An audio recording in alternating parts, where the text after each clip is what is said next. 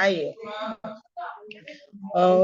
कल ही हम लोग आपस में बातचीत किए थे कि पाठ 2 पढ़ना है गद्य खंड का, और वो है राहुल सांकृत्यायन। लेखक है राहुल सांकृत्यायन और इन्होंने लिखा है लहासा की ओर। मैं कुछ बता ही रही थी कि समय समाप्त हो चुका था, लेकिन अब मैं पुनः यहाँ आ रही हूँ। आप देख सकते हैं, अपनी अपनी पुस्तकों को खोल लें और मैं इस लेसन को पढ़ा रही हूँ। ठीक है, थोड़ा सा लेखक परिचय, उसके बाद में विषय वस्तु पर आऊंगी। लेखक परिचय के क्रम में इनका जन्म, इनकी मृत्यु, इनकी मुख्य कृति, है ना। राहुल सांकृत्यायन का जन्म कब हुआ? 1893 में। देखिए, मैं इनका जन्म 1893 और इनकी मृत्यु 1930 में हुई है। जन्म 1893, 1893 और मृत्यु 1963, है ना, 1963। 1893 में इनका जन्म हुआ है और इनकी मृत्यु हुई है 1963 में, है ना, आजादी के बाद। ठीक है, बोर्ड दिखे ना दिखे, मैं आप लोगों को बता दे रही हूँ। वैसे बोर्ड दिखना चाहिए। बोर्ड दिख रहा है सुमित? यस मैम, दिख रहा सुमित दिखता है? चलो ठीक है। वैसे तुम्हारे स्कूल के कंप्यूटर के सीनियर? Yes ma'am. हाँ हाँ, ठीक ठीक। अभी देखिए, जल्दी ही आपका विद्यालय खुलने वाला है और आई कांटेक्ट के साथ में आप लोगों के समक्ष होंगी। चिंता आप करने की बात नहीं है। ऑनलाइन तो ऑनलाइन ही होता है बेटा, ऑफलाइन पढ़ोगे तो ये ज्यादा कारगर होगा। तैयारी कर लेना, यूनिफॉर्म में आयरन कर लेना, ठीक है ना, क्योंकि उम्मीद है कि आप लोग बहुत जल्द आइएगा हमारे सामने। उनका पैतृक गांव कनैला था। उनका मूल नाम केदार पांडे था। उनकी शिक्षा काशी, आगरा और लाहौर में हुई। लाहौर, दैट मीन्स जब ये पढ़ते होंगे तो सीधी सी बात है कि लाहौर इंडिया में था। भारत का विभाजन नहीं हुआ था और एक विशाल भारत था। सन 1930 में उन्होंने श्रीलंका जाकर बौद्ध धर्म ग्रहण किया। आपको पढ़ाने के क्रम में पहले भी मैं बताई हूँ कि बौद्ध धर्म यही पनपा, उसका ओरिजिन, उसका विकास, बौद्ध धर्म के प्रवर्तक बुद्ध भगवान यही हुआ करते थे और यही सर्वप्रथम ये धर्म। मेरी आवाज कट कर नहीं जा रही है? No ma'am. तो हाँ, तो ठीक ध्यान से सुनिएगा, कोई किसी भी प्रकार का बदमाशी नहीं करिएगा, अच्छे बच्चे की तरह सुनिए, है ना। तो यही भारत में ही वो प्रसारित हुआ। बोध गया देख रहे हैं यहाँ पर आपको, इसका बोध की प्राप्ति हुई। पीपल के वृक्ष के नीचे बौद्ध धर्म का बहुत बड़ा धर्म स्थल, तीर्थ स्थल है हमारा गया, बोध गया। लेकिन एक बात है, वो बात ये है कि ये भारत में रहा ही नहीं। भारत के सभी पड़ोसी देशों में ये नेशनल रिलीजन के रूप में जाना जाता है, लेकिन हमारे यहाँ कोई नेशनल रिलीजन नहीं है, इसलिए कि हम लोग धर्मनिरपेक्ष राष्ट्र हैं। सभी धर्म को यहाँ समान भाव दिया गया है। लेकिन अपने ही एशियाई कंट्रीज जो 1945 के बाद आजाद हुए हैं मैक्सिमम, उन देशों में आप देखिएगा सब में लगभग बौद्ध धर्म ही है। धर्म उनका तब से अभी इन्होंने भी बौद्ध धर्म को अपनाया, तब से उनका नाम राहुल सांकृत्यायन हो गया, है ना।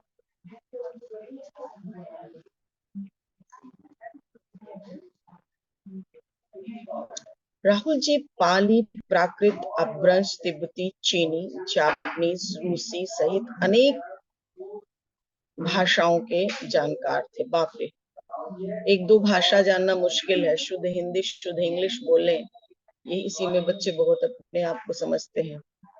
और यहाँ पर देखिए कितनी भाषाओं का ज्ञान है। बच्चों, विद्वता यूं ही नहीं आती है, इसके लिए परिश्रम करना होता है। और कई भाषाओं का ज्ञाता होने का अर्थ ही है कि वो विद्वान थे, है ना।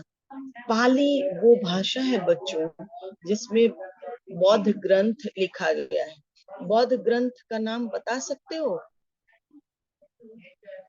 बौद्ध ग्रंथ जिसमें बुद्ध भगवान का संदेश संकलित है, आप उसका नाम बता सकते हैं कि सॉरी, आप उसकी भाषा बस बता सकते हैं किस भाषा में लिखी गई है?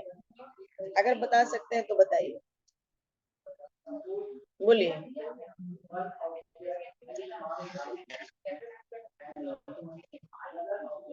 कोई बताएगा बौद्ध ग्रंथ किस भाषा में लिखी गई है?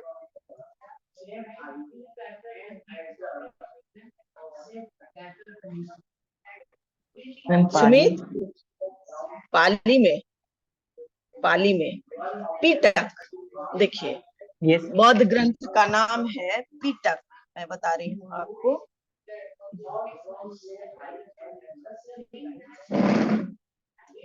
बौद्ध ग्रंथ है पिटक।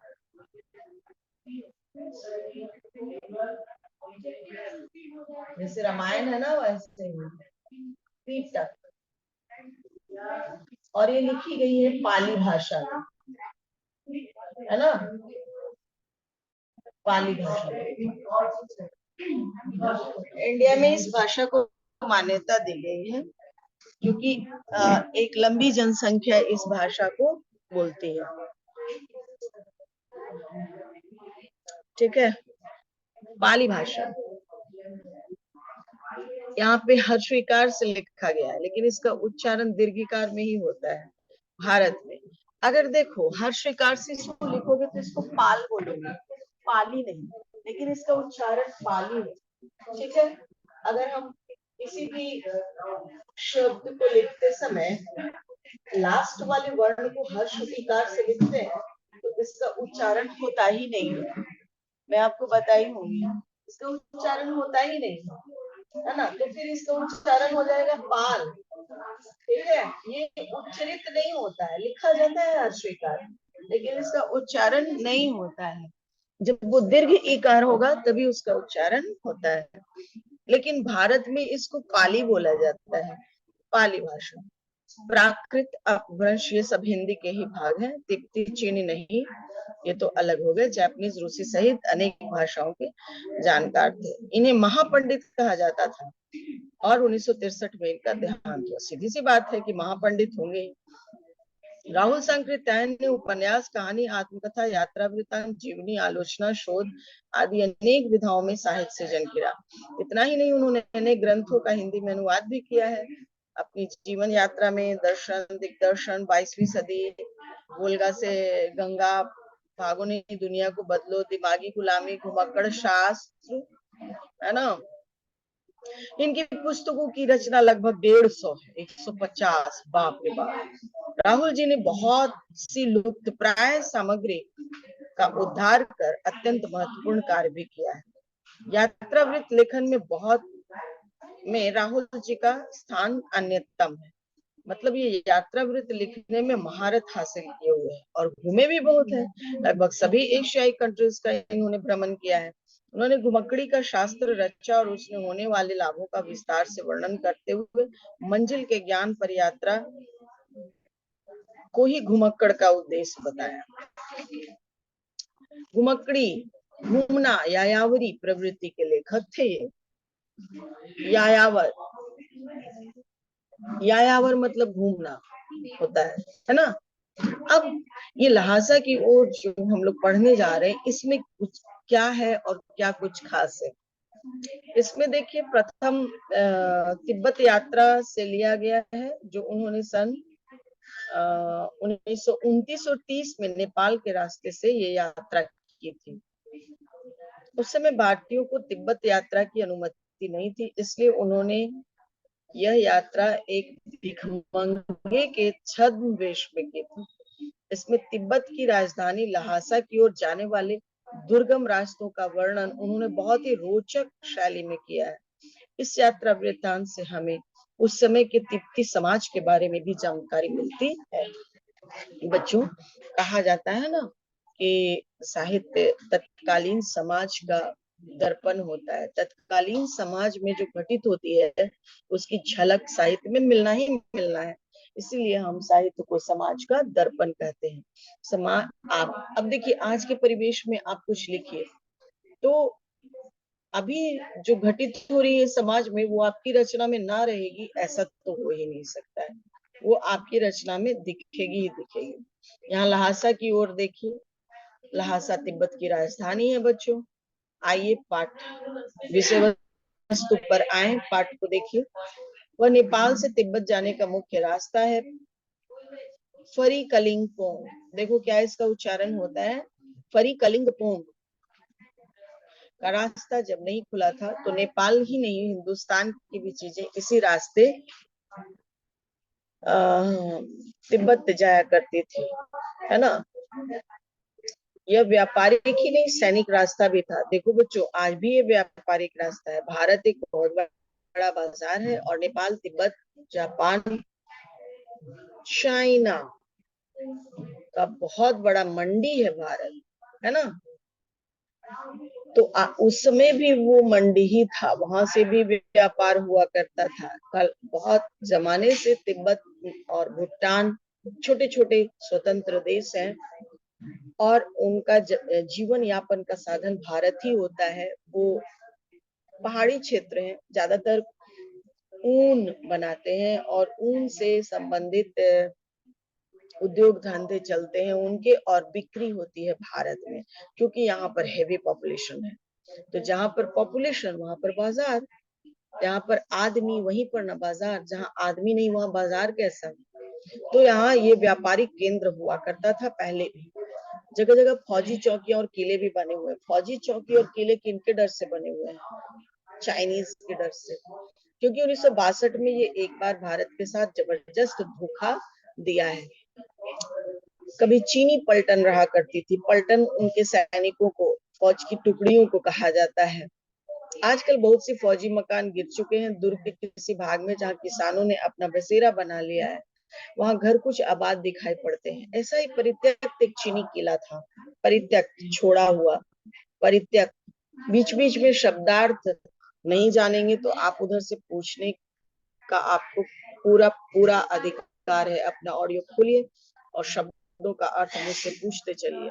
परित्यक्त मतलब छोड़ा हुआ। वैसे ही एक चीनी पलटन का छोड़ा हुआ एक किला है जिसमें किसान लोग अपना खेती वहां उसमें रह रहे हैं और अपना खेती से संबंधित थोड़े समय के लिए कामकाज करते हैं। दुर्ग के किसी भाग में जहाँ किसानों ने अपना बसेरा बना लिया वहां घर कुछ आबाद दिखाई पड़ते हैं। ऐसा ही परित्यक्त एक किला है।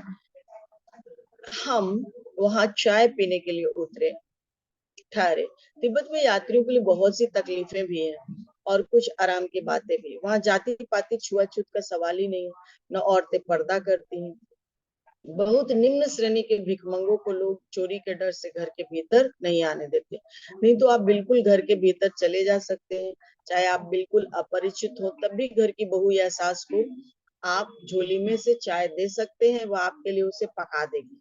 मक्खन और सोडा नमक दे दीजिए, वह चाय चोंगी में कूट कर उसे दूध वाली चाय के रंग की बना के मिट्टी के टोटीदार बर्तन में रख कर आपको दे देगी। अब चलिए बहुत सारे शब्द है। टोटीदार,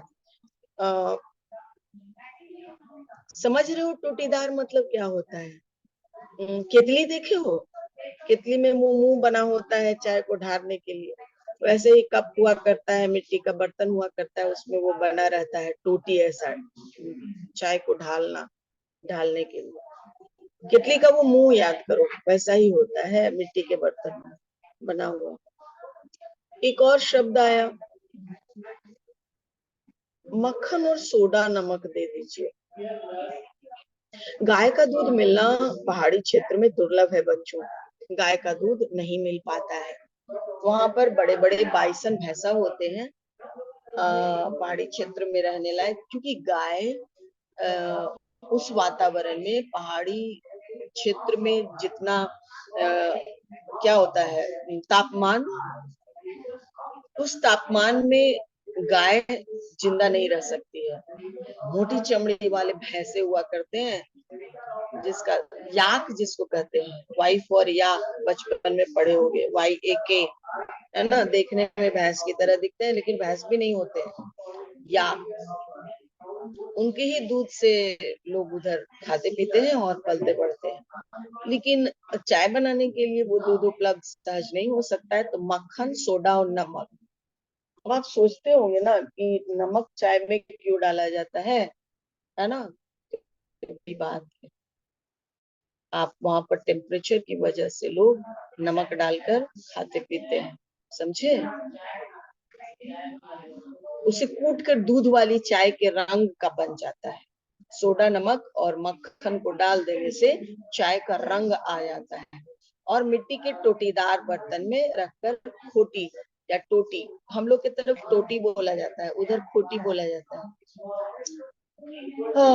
यदि बैठक की जगह चूल्हे से दूर है और आपको डर है कि सारा मक्खन आपकी चाय में नहीं पड़ेगा, तो आप खुद जाकर चोंगी में चाय मथ कर ला सकते हैं। चाय का रंग तैयार हो जाने पर फिर नमक मक्खन डालने की जरूरत होती है।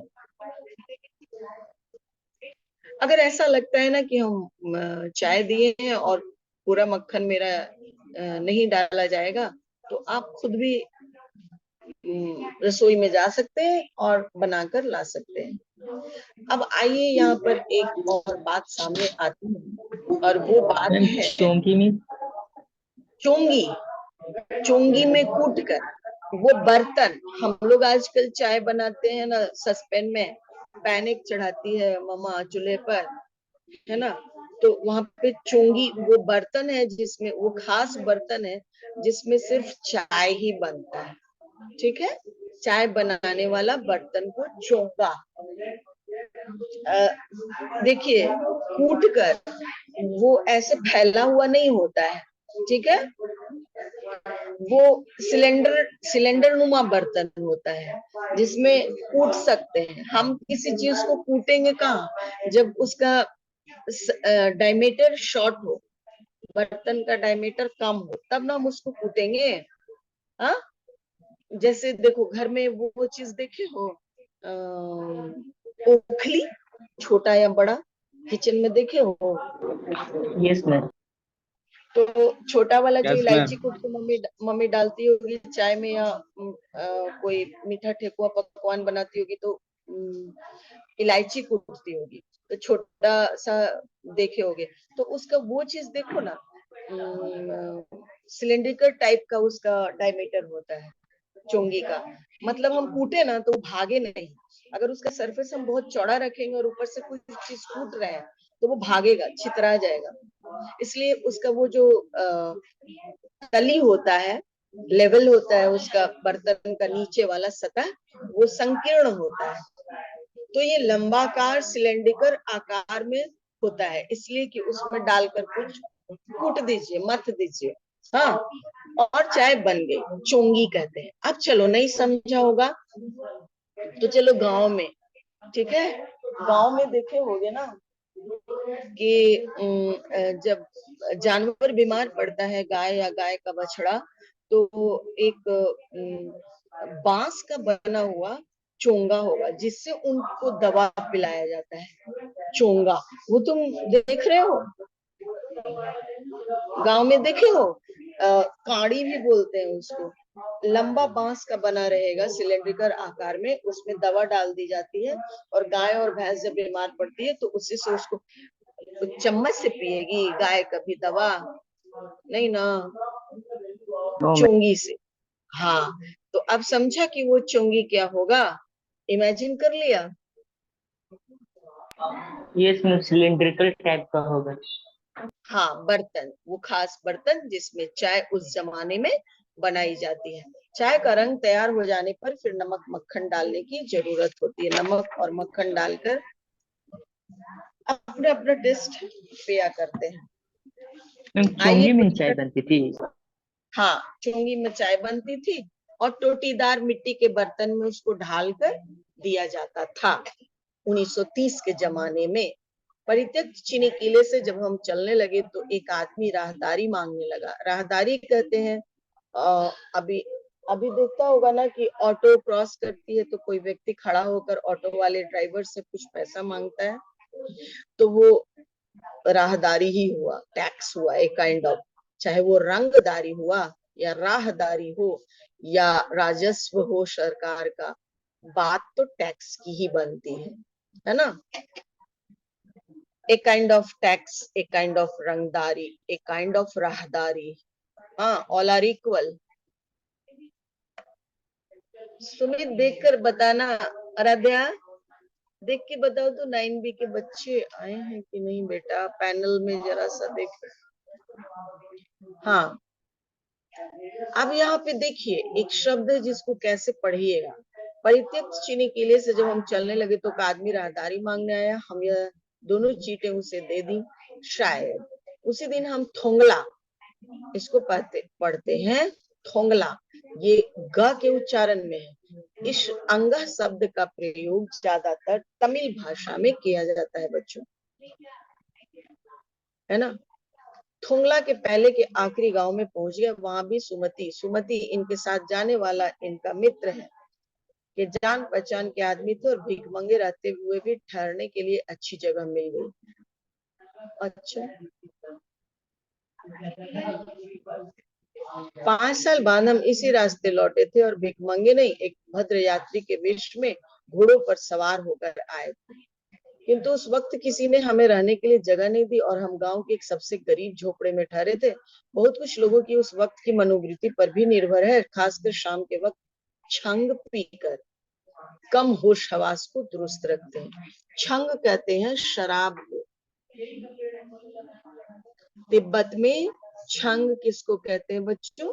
शराब को, जो शाम को लोग पिया करते हैं और कम ही होश हवास में रहते हैं।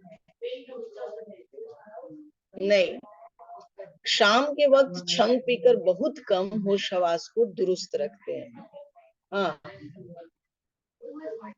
बहुत कम ही लोग होते हैं जो अपने होशो हवास में रहते हैं। अब हमें सबसे विकट डांडा थोंगला पार करना था।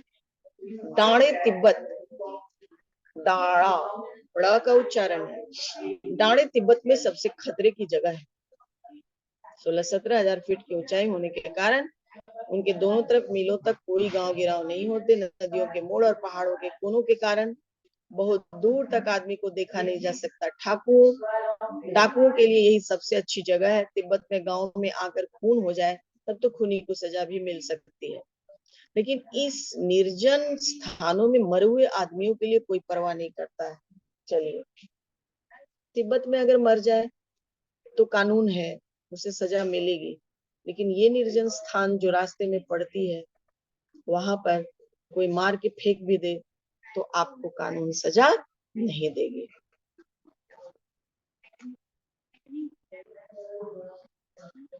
हथियार का कानून न होने के कारण यहाँ लाठी की तरह लोग पिस्तौल बंदूक लिए फिरते हैं। लो, हथियार का कानून ही नहीं, भगवान जाने। अच्छा देखो, कानून है तो हम डरते हैं। यदि कानून सरकार ना बनाए, लॉ एंड ऑर्डर ना हो, तो कोई डरेगा क्यों? अगर कल होकर मच्छर पर कानून बन जाए कि रात में तुम एक मच्छर मारा सुमित, कि तुमको 14 साल की सजा होगी, तुम एक भी मच्छर मारोगे? No ma'am. Law and order होता है लोगों को वश में रखने का, है ना। तो मच्छर मारने का कोई पाबंदी नहीं है, कानून नहीं है, तो हम उसे मार देते हैं, चट चट मार देते हैं, है ना। जब चाहे मार दो, जान मार दो, फेंक दो। इसी तरह उन निर्जन स्थानों पर कोई खून होने पर कानून ही नहीं था, तो लोग लाठी बंदूक की तरफ पिस्तौल रखते थे और जिसको चाहे थे हत्या कर देते थे, क्योंकि कानून तो था ही नहीं, कोई उसे तो सजा देगी नहीं। हाँ, तो कानून रहने पर लोग मच्छरों की तरह आदमी को भी मारते थे वहां। ये पता चलता है इस रचना से, है ना। तो उस समय समाज में घटित जो घटनाएं हैं, जो कमी थी, जो अच्छाई थी, अच्छाई भी है, छुआछूत नहीं है। आज की रसोई में लोग किसी को घुसने नहीं देता, उस जमाने में लोग रसोई में घुसने देते थे। पर्दा प्रथा नहीं है, ये सारी बातें अच्छी है, जात पात नहीं है। कोई किसी से उतना परहेज नहीं कर रहा है कि फलाने को नहीं घुसने दो, चिल्लाने को नहीं घुसने दो, ऐसी कोई बातें ही नहीं है। तो ये कुछ समाज की अच्छी बातें थी। और एक नहीं अच्छी बात ये थी कि व्यक्ति का खून भी हो जाए और कोई उस पर कानून नहीं है, ये आपको अच्छी बात नहीं है। आदमी को मारना और उस पर कानून नहीं होना, ये आपत्तिजनक है। तो हम क्या देखते हैं कि इस साहित्य के इस विधा के माध्यम से, ये यात्रा वृतांत जो राहुल सांकृत्यायन जी ने लिखा है, इसके माध्यम से हम और आप जानते हैं कि उस समय का तत्कालीन तिब्बत और तिब्बत के निर्जन स्थानों पर कैसा समाज था और कैसा दुर्लभ था उन रास्तों को पार करना, है ना। वहां पर और आगे जाकर देखिएगा कि कैसे ये भिखमंगे का वेश धारण किए थे और अपनी जान बचाने के लिए भिखमंगा बन गए थे और कुछ कुछ दो पाई करके अपना जान बचाए थे, नहीं तो इनको भी मार कर फेंक देता। ये आप आगे चलकर देखेंगे, इसमें बहुत सारी और बातें आएंगी। चलो, आराध्या।